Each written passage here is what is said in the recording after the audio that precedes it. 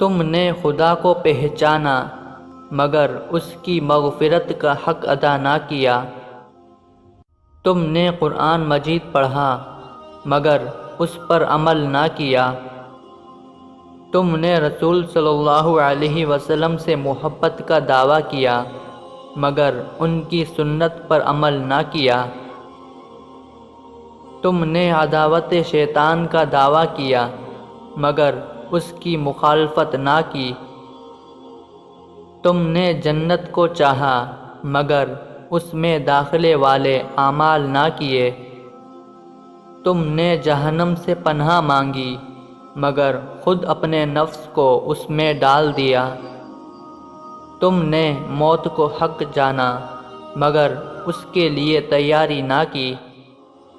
تم نے اپنے بھائیوں کی عیب جوئی کی مگر اپنے عیب نہ دیکھے۔